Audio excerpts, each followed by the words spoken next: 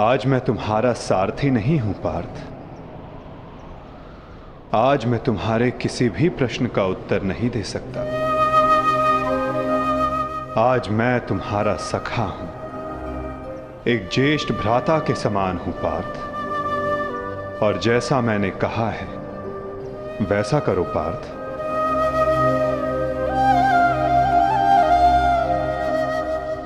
अभी किसी और से मिलने का समय है।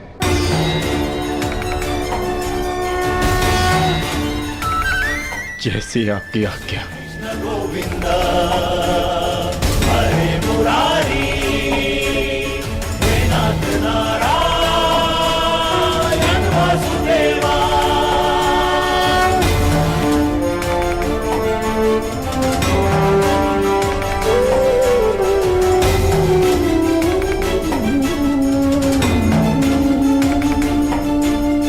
श्री कृष्ण गोविंद हरे मुरारी हे नाथ नारायण वासुदेवा। श्री कृष्ण गोविंद हरे मुरारी हे नाथ नारायण वासुदेवा। प्रणिपात।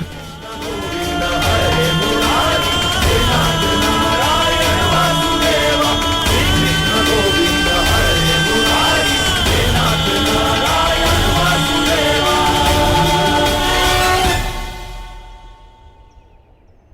कौरव वंश के वट वृक्ष महामहिम भीष्म, जिन्हें इच्छा मृत्यु का वरदान था, क्या वासुदेव ने उन्हें अपने छल से धराशाही नहीं करवाया है?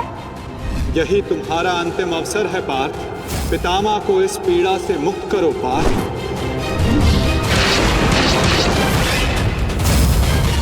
वासुदेव ने द्रोण पुत्र अश्वत्थामा की मृत्यु का छल रचकर आचार्य द्रोण का वध नहीं करवाया है? क्या मेरे पुत्र दुर्योधन की रक्षा कर रहे उसके मित्र कर्ण को छल से नहीं मरवाया है वासुदेव ने? अंगराज को युद्ध का आवाहन दो पार्थ। यदि अंगराज के हाथों में विजय धनुष आ गया तो तुम कुछ नहीं कर पाओगे पार्थ। बाण संधान करो पार्थ। पुत्र दुर्योधन पर युद्ध के नियमों के विरुद्ध जाकर प्रहार किया गया, क्या वो वासुदेव का छल नहीं था?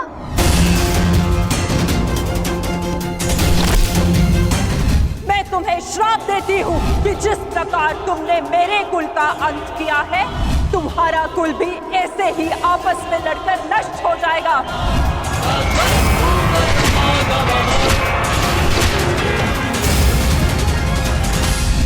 एक बहुत ही बुद्धिमान ज्ञानी पुरुष ने मुझसे कहा था कि मनुष्य अपने प्रत्येक चयन का परिणाम स्वयं भुगतता है।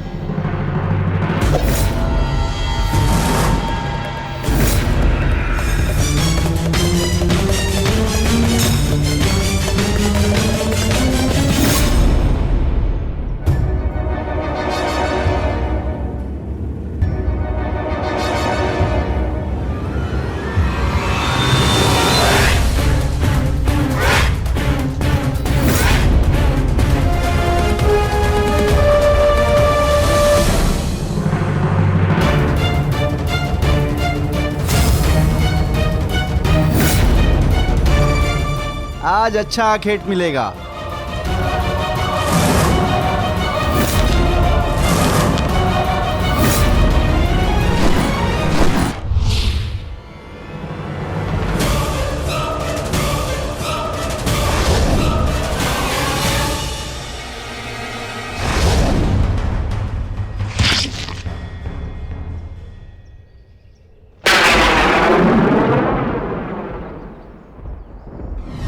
ये बाण मेरा चरण भेद नहीं पाया, परंतु अब से मेरे शरीर का ये भाग सबसे दुर्बल होगा और अब कोई भी बाण मेरे इस स्मरण स्थल को भेद पाएगा और यही मेरे इस देह को त्यागने का कारण बनेगा। आपका स्वागत है कालदेव। माता गांधारी का श्राप अब पूर्ण हुआ।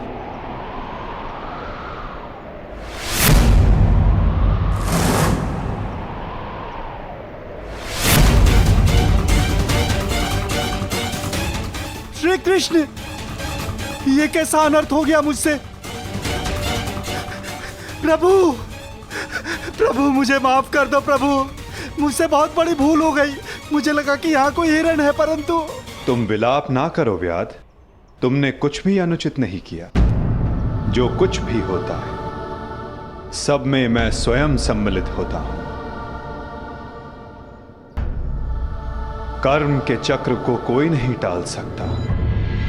त्रेता युग में मैंने जब श्री राम का अवतार लिया था, तब उस युग में तुम वीर वानर वाली के नाम से प्रसिद्ध थे। और उस युग में मैंने बाण चलाकर तुम्हारा वध किया था, और उस कारण हेतु आज तुम्हारा बाण मुझे आकर लगा है। मेरे जीवन का उद्देश्य धर्म स्थापना था, और अब जब धर्म की नींव रखी जा चुकी है, तो मेरी उपस्थिति इस धरती का संतुलन बिगाड़ देगी। हर मनुष्य इस धरती पर एक उद्देश्य लेकर आता है, और उस उद्देश्य को पूर्ण करना उसका कर्तव्य होता है। मैंने अपने जीवन का उद्देश्य पूर्ण किया, और आज तुमने अपना कर्तव्य पूर्ण किया व्याध। किंतु जब जब धरा पर अधर्म और अन्याय बढ़ेगा, मैं तब तब लौटकर पुनः आऊंगा। मैं जा रहा हूं, किंतु मेरी सीख गीता का ज्ञान बनकर समस्त संसार में शेष रहेगी। वो बालकों की चंचलता में होगी, इस संसार के कण कण में होगी। रूप बदलेगा, किंतु मैं सदैव रहूंगा। शरीर का अंत होता है, किंतु जो अमर रहता है वो है सीख।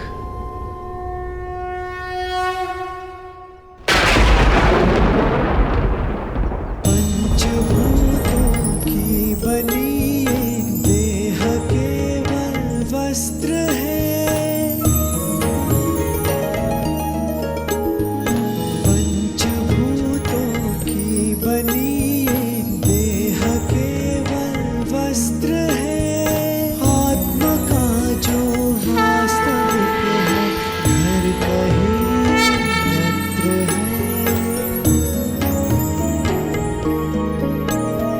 व्यर्थ चिंता है जीवन की, व्यर्थ है मृत्यु का भय। आत्मा को ना मार पाते शस्त्र अग्नि ना समय। ईश्वर स्वयं है सृष्टि सारी, कहाँ उसको खोजना। जो भी होता शुभ ही होता, सब उसी की योजना। कामनाएं फल की छूटे, वो ही सच्चा कर्म है। ईश्वर चरण में हो समर्पण, वो ही केवल धर्म है।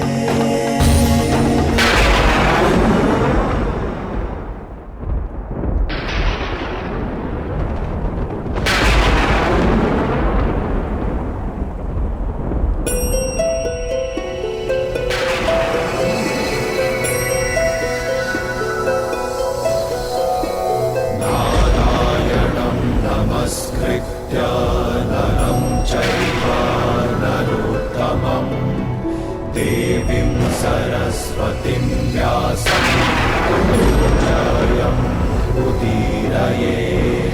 नारायणं नमस्कृत्य नरं चैव नरोत्तमं, देवीं सरस्वतीं व्यासं ततो जयम्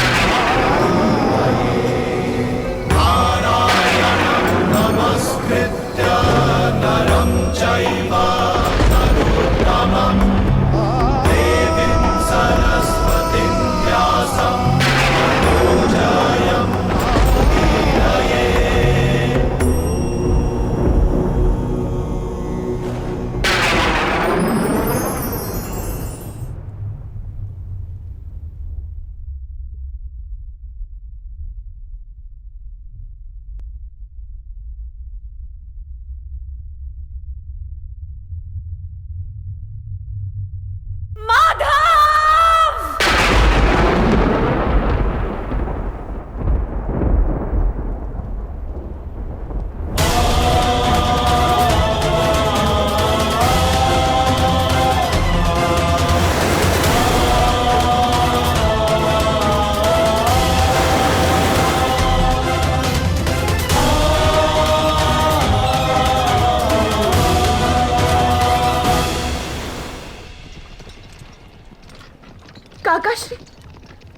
पिताश्री वासुदेव को छोड़कर नहीं जा सकते।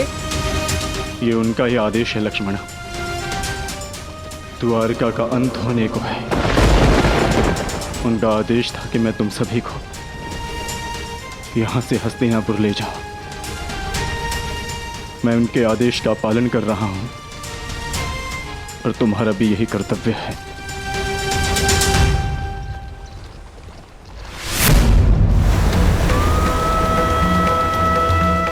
हे भगवान,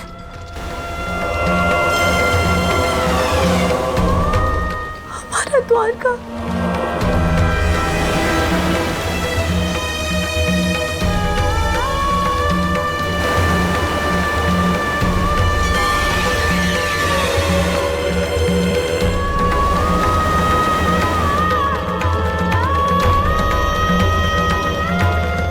माधव का संदेश था लक्ष्मणा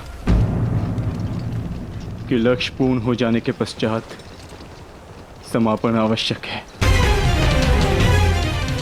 अन्यथा संतुलन बिगड़ता है। सृष्टि अपना संतुलन बना रही है लक्ष्मणा।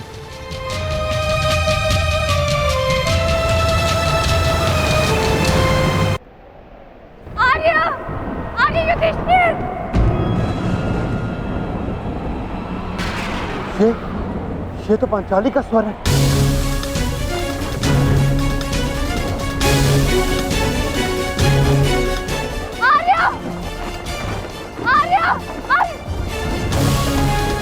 आर्य! माधव! क्या हुआ पांचाली? माधव किसी संकट में है आर्य। द्वारका पर कोई संकट आया। वो माधव किसी समस्या में। हम हाथ पर हाथ धरे नहीं बैठ सकते। शांत शांत शांत शांत पांचाली, शांत। तनिक सोचो, जो हर समस्या का हल है, जो हर संकट का मोचन है, उन माधव को कुछ नहीं होगा। और फिर अर्जुन द्वारका गया है ना। परंतु आर्य। धैर्य रखो पांचाली, माधव को कुछ नहीं होगा। मुझे उन पर पूरा विश्वास है और अपने अनुज अर्जुन पर भी।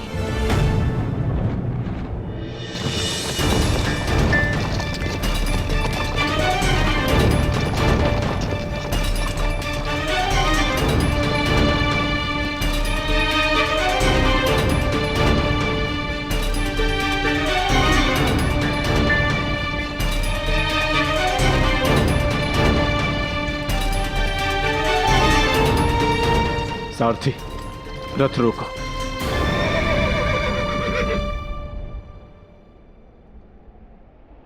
ये स्थान सुरक्षित लग रहा है। क्या हुआ काकाश्री? आपने रथ क्यों रुकवा दिया? यात्रा थकान को जन्म देती है लक्ष्मणा। कुछ प्रहर विश्राम कर लेना चाहिए। चलो।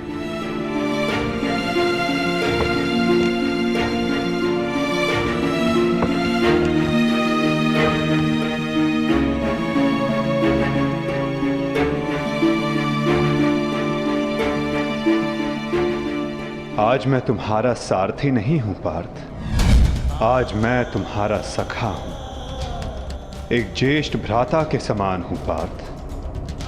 और जैसा मैंने कहा है वैसा करो पार्थ।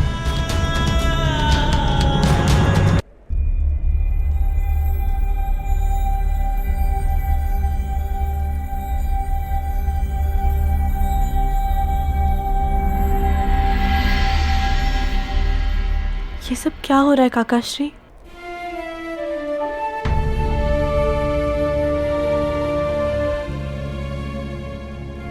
हम सभी मनुष्यों का जीवन एक यात्रा के भांति होता है लक्ष्मणा, जिसे हमें पूर्ण करना होता है।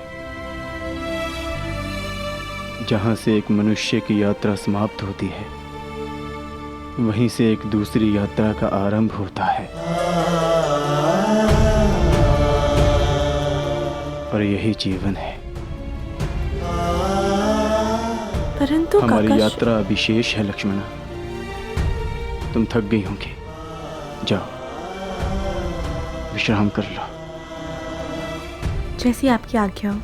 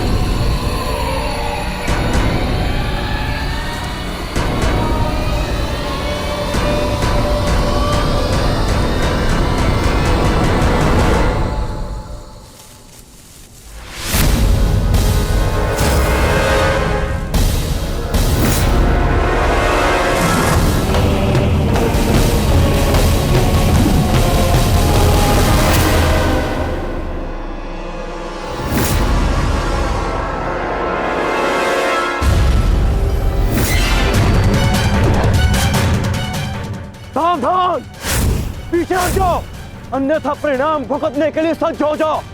ए, उत्तर दो इसे।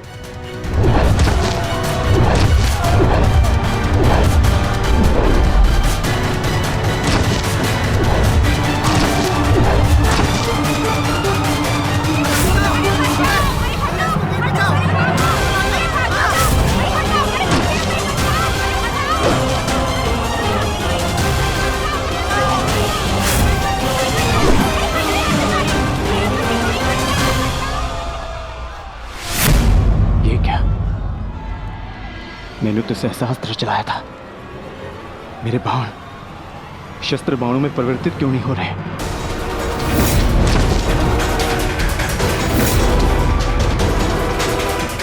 मेरा लक्ष्य कैसे चूक सकता है?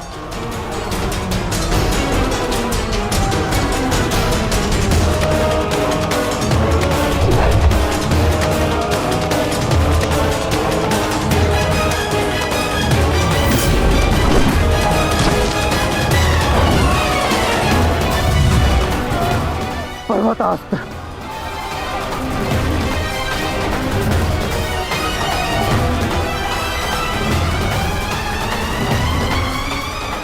ये सब क्या हो रहा है? बाण प्रकट क्यों नहीं हो रहे? कैसे करूंगा मैं सबकी रक्षा?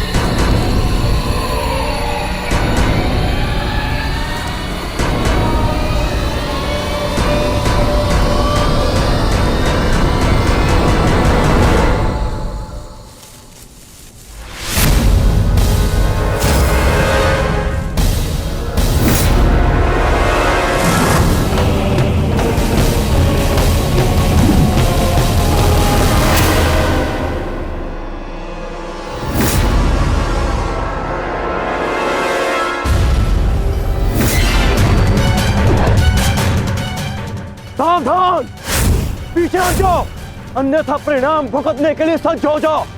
ए, उत्तर दो इसे।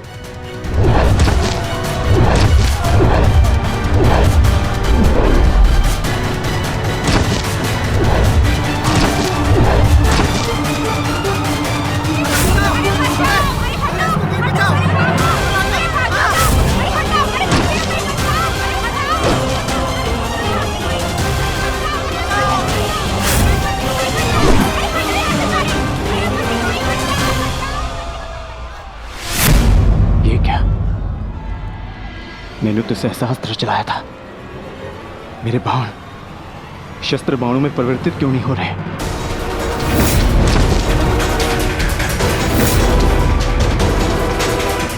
मेरा लक्ष्य कैसे चूक सकता है?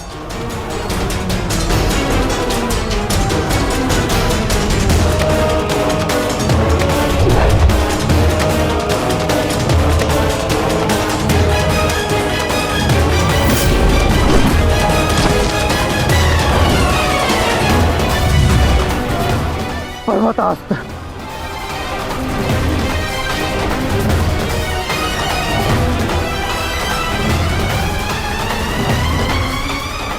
ये सब क्या हो रहा है? बाण प्रकट क्यों नहीं हो रहे? कैसे करूंगा मैं सबकी रक्षा?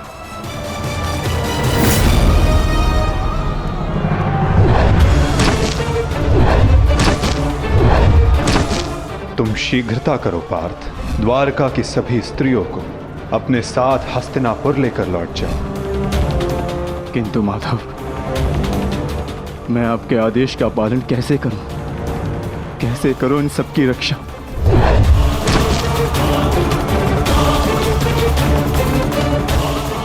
लक्ष्मण,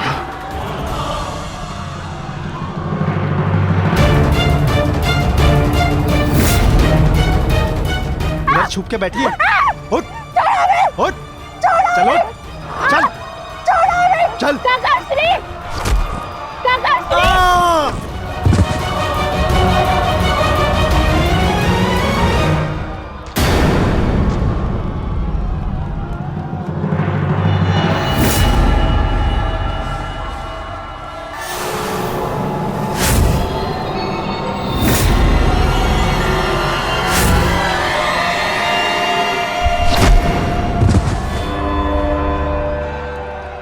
दिन समाप्त हुए अर्जुन, जब सारा संसार तुम्हारे गांडीव से कांपता था।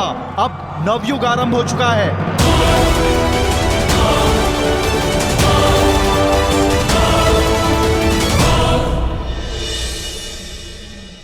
मैं समझ नहीं पा रहा हूं ज्येष्ठ, कैसे मेरे बाण अपना संधान नहीं कर पाए, कैसे मेरे गांडीव की प्रत्यंचा टूटी। मेरे रहते हुए मेरी सुरक्षा में आई कितनी स्त्रियों को वो कितने धन को लूट कर ले गया। मैं कुछ नहीं कर सका। मैं माधव के आदेश का पालन नहीं कर पाया जैसे।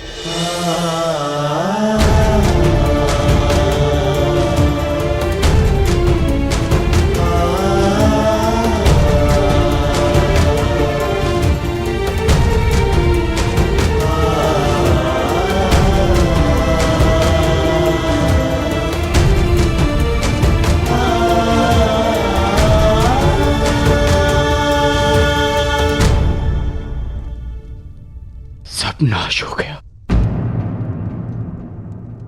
कुछ नहीं बचा।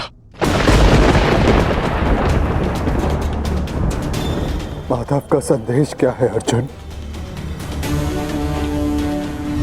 हर प्राणी के जीवन का एक कारण होता है, एक लक्ष्य होता है पार्थ, और उस लक्ष्य के पूर्ण हो जाने के पश्चात उसका सृष्टि में रहना संतुलन बिगाड़ता है।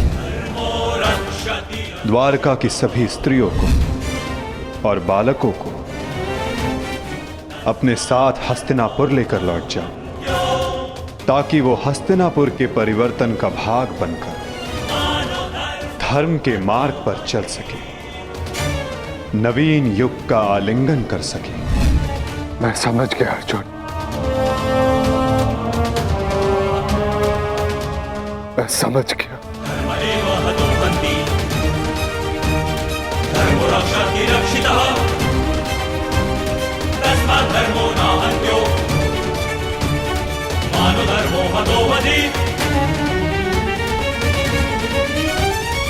परिवर्तन का समय आ गया है। नई पत्तियों को आने के लिए पुरानी पत्तियों का झड़ना आवश्यक है।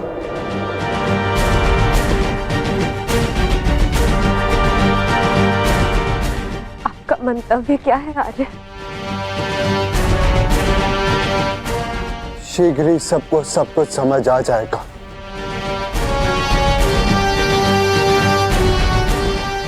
हस्तिनापुर की राजसभा का आह्वान किया जाए। परीक्षित और वृषकेतु को अवश्य बुलाया जाए।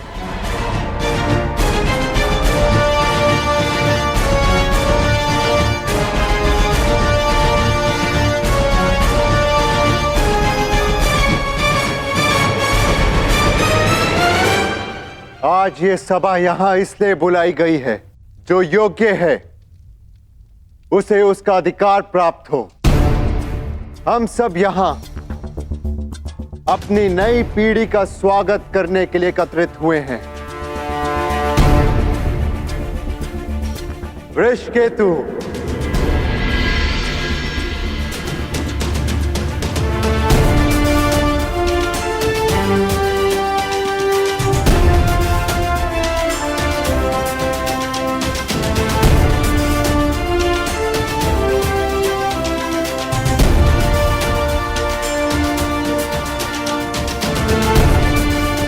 परीक्षित,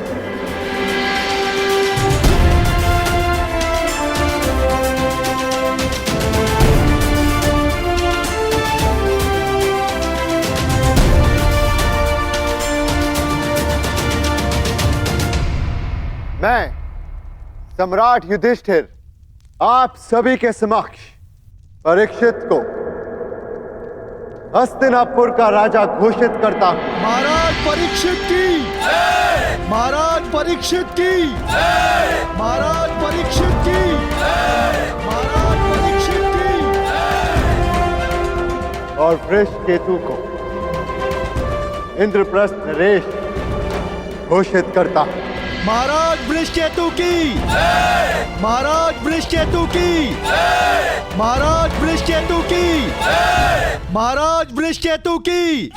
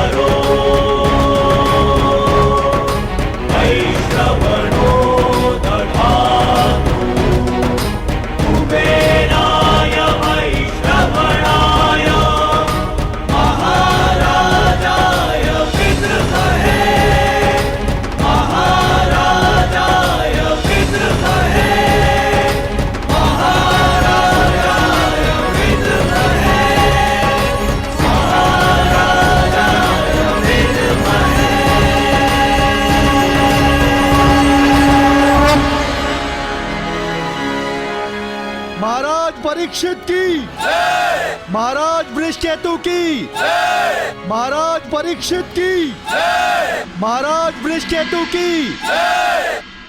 सदैव एक दूसरे का साथ देते रहना और स्मरण रखना कि शक्ति बिना उत्तरदायित्व के भान के विनाश लाती है।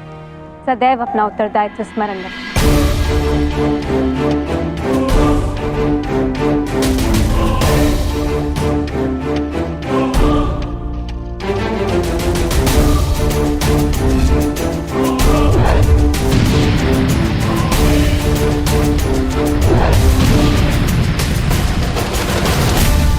तुम्हारे पिता ने तुमसे छोटी आयु में चक्रव्यूह तोड़ा था।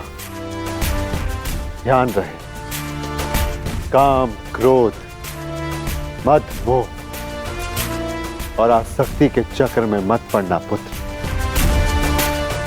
हमें तुमसे अनेकों आशाएं हैं।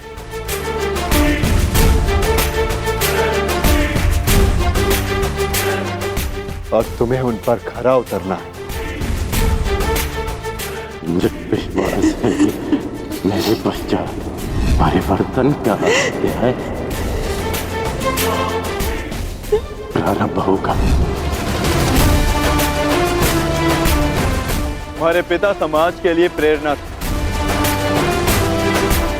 तुम भी उनके जैसे सूर्य बनकर चमकना, उनके यश को और भी अधिक उज्ज्वल करना पुत्र।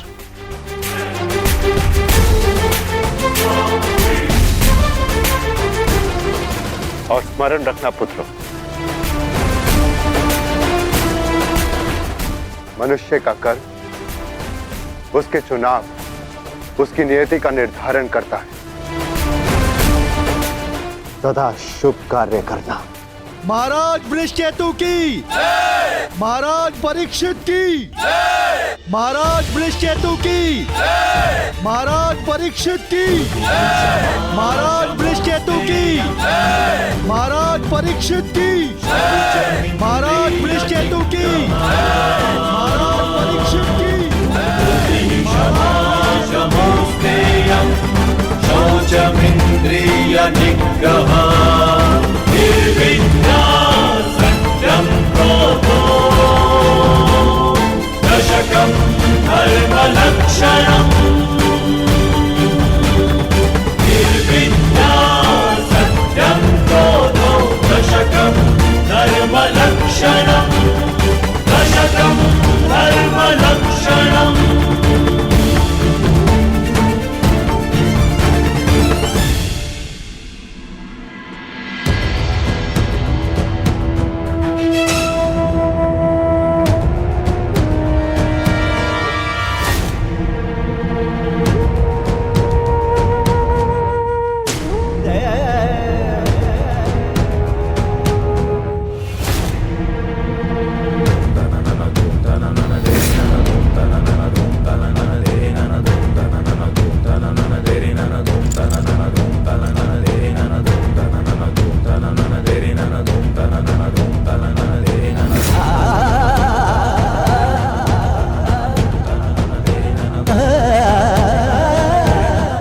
ज्येष्ठ भीतर कर क्या रहे? उन्हें भीतर के काफी समय हो गया है, हमें भीतर जाकर देखना चाहिए।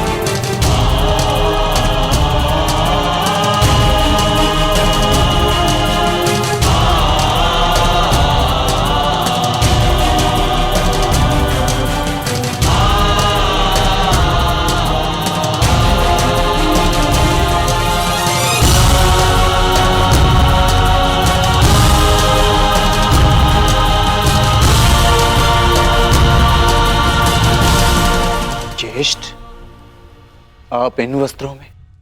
माधव का संदेश सुनकर भी नहीं समझे अर्जुन। एक समय के पश्चात जब मनुष्य के जीवन का लक्ष्य पूर्ण हो जाता है तो उसकी उपस्थिति सृष्टि का संतुलन बिगाड़ देती है। इसीलिए मैंने यह निर्णय लिया है कि मैं महाप्रस्थान करूंगा।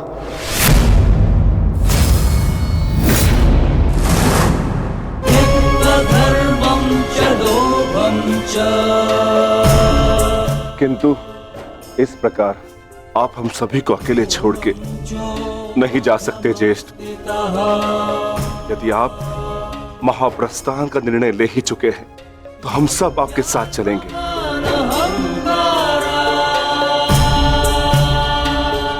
क्योंकि जहां आप है ज्येष्ठ, वही हमारा घर है। हाँ ज्येष्ठ, मनुष्य अपनी परछाई के बिना अस्तित्व में कैसे रह सकता है? हम पांचों भाई एक दूसरे की परछाई हैं। हम ना एक दूसरे के बिना रहेंगे और ना ही जिएंगे।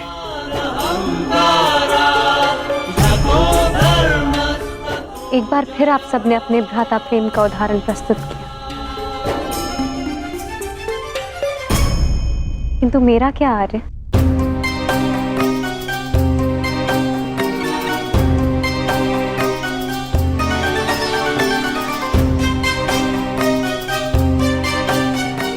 पांचाली, मैं जहां जा रहा हूं वह मार्ग बहुत कठिन है और तुम सब उस मार्ग पर नहीं जा पाओगी।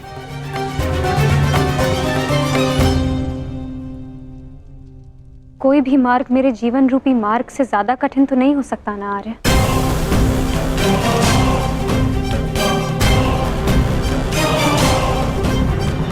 राज्यसभा में हुए वस्त्र हरण के संताप को मैं सह गई, ये सोचकर कि मेरे पांचों पति मेरे साथ हैं, मेरा प्रतिकार लेंगे।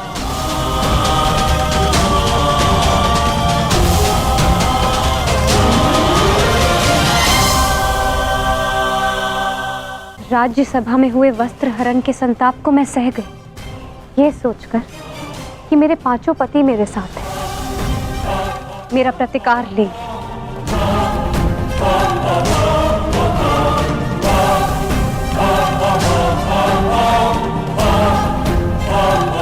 13 वर्षों के वनवास और अज्ञातवास को हंसते हंसते काटा, ये सोचकर कि मेरे पति मेरा त्राण करेंगे। मेरे पुत्रों की असमय मृत्यु से कठिन कोई और कंटक तो नहीं हो सकता ना आर्य, परंतु सहा मैंने, क्योंकि मेरे पुत्रों के पिता, मेरे 5 पतियों का सानिध्य मुझे प्राप्त है। और आज आप मुझे ही छोड़कर जा रहे। माता कुंती ने आदेश दिया कि 5 भाई आपस में बांट। मैं बटी आ रहे, परंतु मैंने आप 5 को बटने नहीं दिया।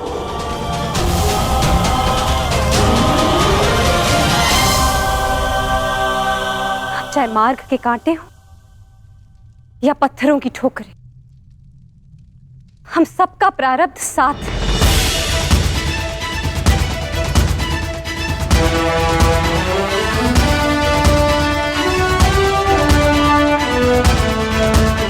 और यही मेरा निर्णय है आर्य। आप जहां भी जाएंगे मैं आपके साथ चलूंगी,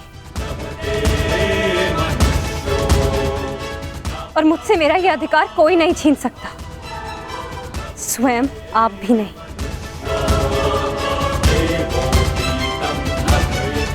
मैं चयन कर चुकी हूं आर्य। अब इस यात्रा का जो भी परिणाम होगा मुझे स्वीकार होगा।